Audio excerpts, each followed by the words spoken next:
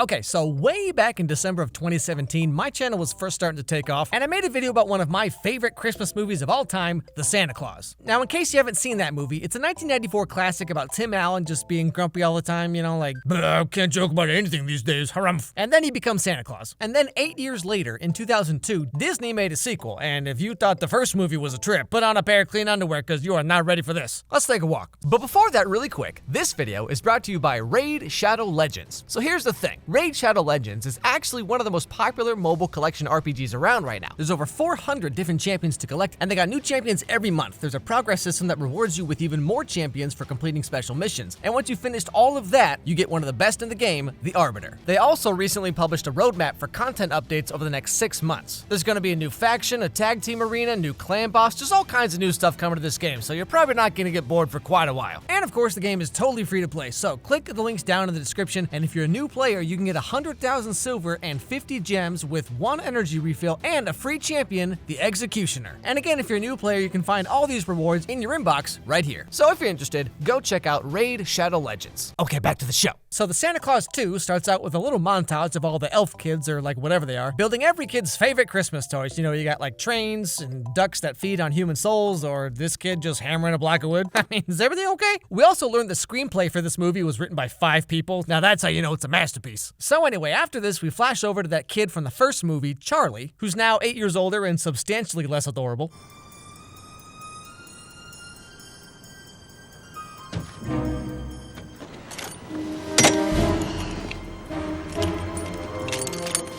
All right.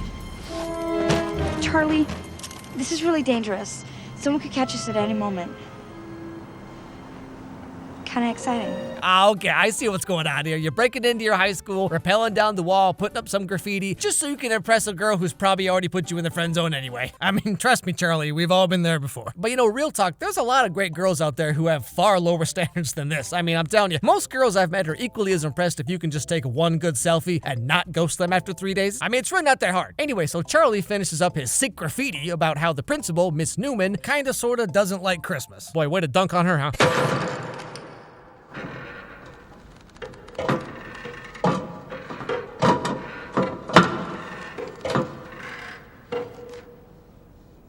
Hello, Charlie.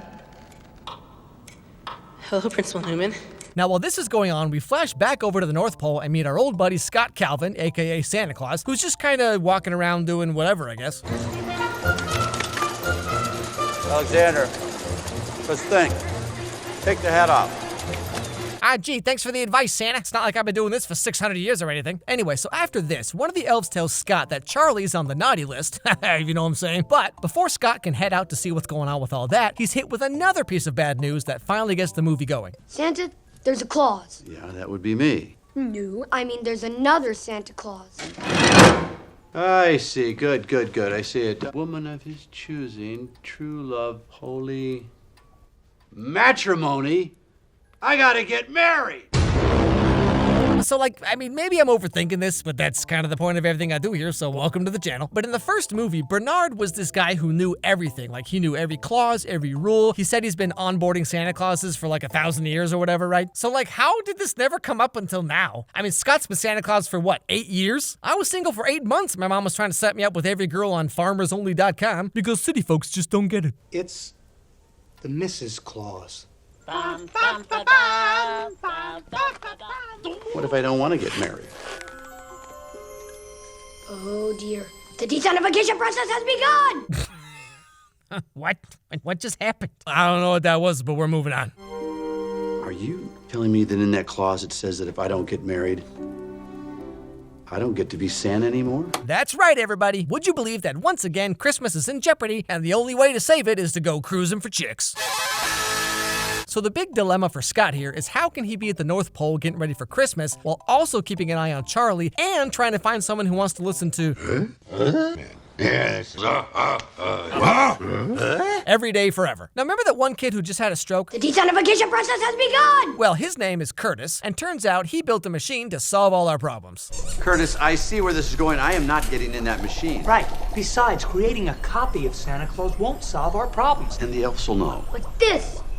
be a very special toy. How's that, Curtis? Okay, I added a fuzzy logic circuit to the pantograph. The duplicate will look and think just like you. Yeah, so basically this kid's master plan here is just to like make a robot clone or whatever of Santa Claus. Because like I've always said, the quickest way to take a Tim Allen movie from good to great is 2 Tim Allens. So Scott hops in the machine and out comes this. Can he talk? Ho, ho, ho. Ho, ho, ho. Not bad. Not bad yourself. I don't know about you, but when I wake up at 3 in the morning with sleep paralysis, this is what I see in the corner of my room. So with the experiment mostly a success, sort of, Scott hops on one of his reindeer that now talks like Jar Jar Binks for some reason, and heads back home to go check on Charlie. Where is he? He's waiting for us in Principal Newman's office. Principal Newman, there's something about that woman that makes me want to deface public property. Hey! Hello, Mr. Calvin. Principal Newman. Yeah, I haven't seen you since the last time Charlie was in trouble. Well, I've been traveling for work, Oh, well, maybe if you spent more time with your son, there would be fewer problems. Anyway, so after a little sit-down time with Charlie, the principal, his ex-wife, and Neil, they all head home to try and come up with a plan to deal with this whole Mrs. Claus conundrum. So ultimately, they dress up Scott in one of Neil's sweaters, that Goodwill probably paid him to take home. And that night, he goes on a date with someone his ex-wife knows, I guess. And things go about as well as you'd expect, given the circumstances. Yeah. I love creative people.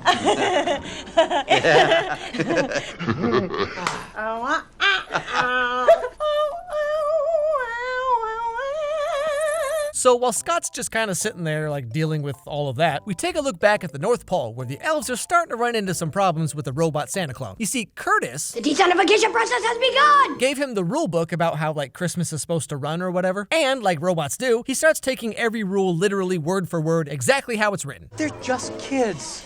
Everybody misbehaves sometime. But according to the Santa Handbook, naughty kids get lumps of coal in their stockings.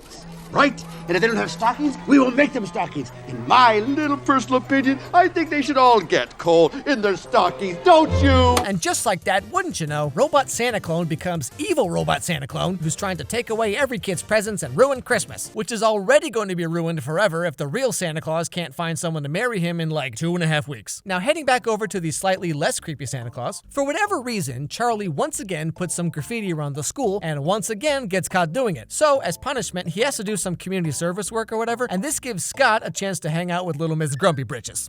Good morning. Good morning. Brought your coffee. Thank you. So you actually have a nice guy side.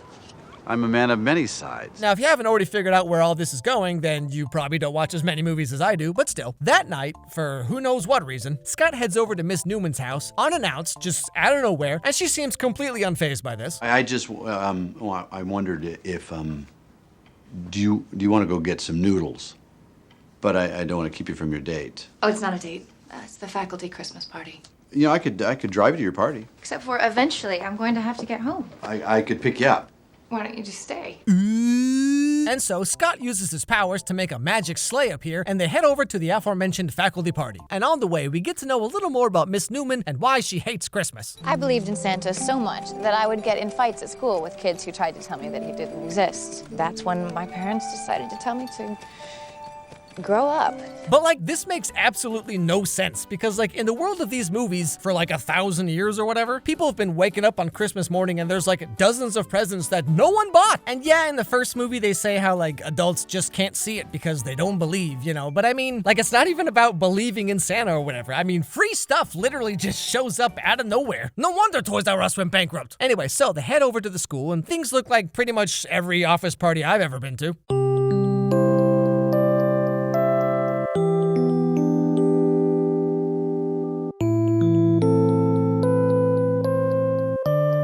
But leave it to good old Scott Calvin to work his Santa magic and give everyone the presents they wanted when they were kids. Merry Christmas, JJ. No way. This is Toss Across! So I just really can't even remember last time I was that enthused about anything, really. I'm also really glad I'm not in that room because, believe it or not, little Alex was kind of a weird kid. Let's see. We have every episode of Sailor Moon on VHS and a life-size cutout of Roxanne from a Goofy movie. Who's that for? What a loser, right, guys? Here, I'll just take that, put it right in the trash for you. Anyway, so thanks to Scott and his little Christmas miracle, the principal's starting to get some little feely feels going on, you know what I'm saying? I don't know how you did it. It's like some kind of magic. Yeah, sort of like some kind of magic. What you did in there tonight for everyone was wonderful. Thank you.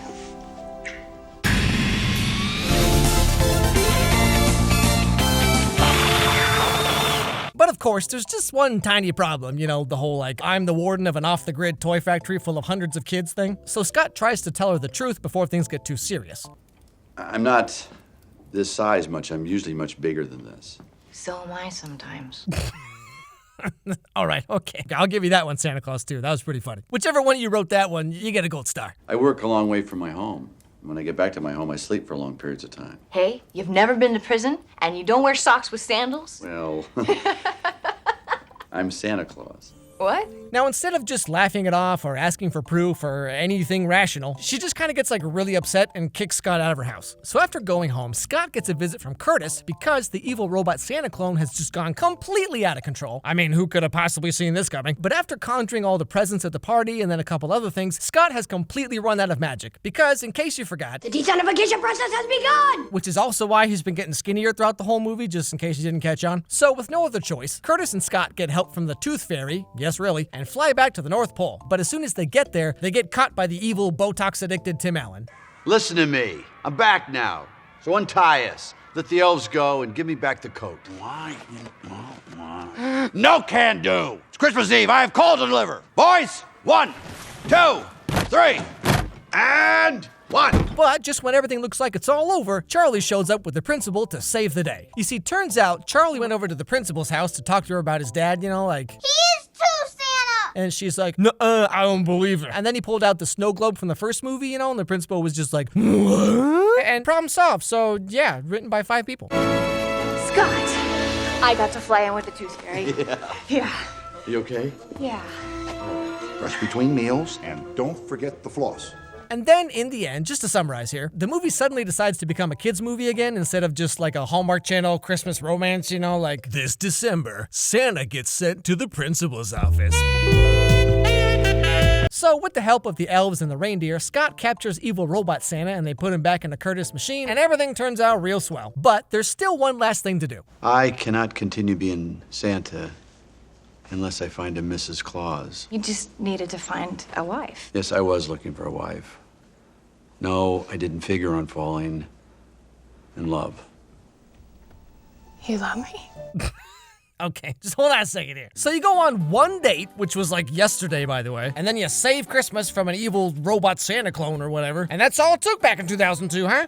Man, everything was so simple back then, I tell you what. Anyway, so Scott's like, "Hey, so, no pressure, but if you don't marry me right now, Christmas is dead forever and it's all your fault." And then in a crazy plot twist, she's like, "Yeah, sure, okay, whatever." And just like that, once again, Christmas is saved. All thanks to this guy from the film crew standing in the shot. Honestly, the movie really wouldn't be that bad if they just cut out the entire evil Santa clone storyline, because Christmas is already in trouble at the beginning anyway, and the whole robot Santa clone thing has nothing to do with the story at all until the last 10 minutes of the movie. Although to be fair, I guess kids wouldn't really be that interested in a movie about 2 adults in their 40s falling in love to save Christmas or whatever. Well, Mrs. Claus, you might want to get some rest.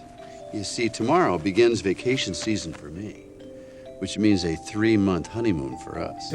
But at the same time, everyone who enjoyed the first movie would have been 8 years older at this point anyway, so they could have maybe just leaned more into the older audience or whatever. But regardless, 4 years after this, someone, for some reason, decided to make the Santa Claus 3, which killed the entire franchise. But that's another story.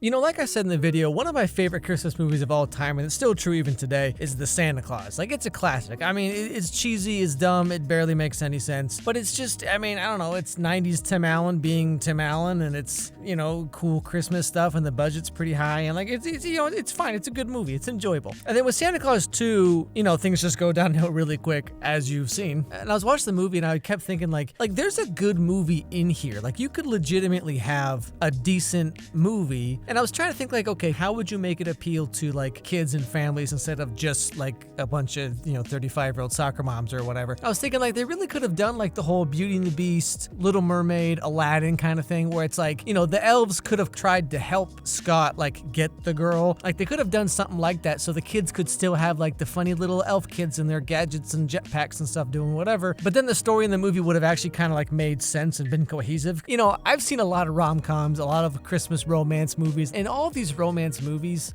like all of them, both characters usually are so boring. You know what I mean? You know, I don't know, just like the guys are always these perfect gentlemen and the girls are always these, you know, kind of a little bit insecure, but also really strong characters. And it's just like, no one's like interesting. They're just like these cookie cutters. Whatever you think of Tim Allen as a person, like just put that aside for a second. Like Tim Allen in his movies, you know, he always has that kind of like grumpy, sarcastic kind of character that's kind of fun to watch. As I was watching this movie, I was like, man, if they could just make movies kind of like this, where it's like a Christmas romance thing, but then you have like a Tim Allen type of sarcastic type character, it just makes it more fun to watch. Thank you so much for watching, guys. I hope you really enjoyed the video because I spent a long time on this. I worked really hard. I work hard on all my videos, but this one especially. Like, I really hope you liked it. Don't forget to subscribe. Don't forget to ring that bell so you don't miss any videos from me. Follow my dog Charlie on Instagram, Charlie Meets Pumpkin. Follow me on Twitter. Let me know what was your favorite part of the video, or just say hi, or what movie I should do next or whatever. And above all else, everybody have a great day, and I'll see you all next time.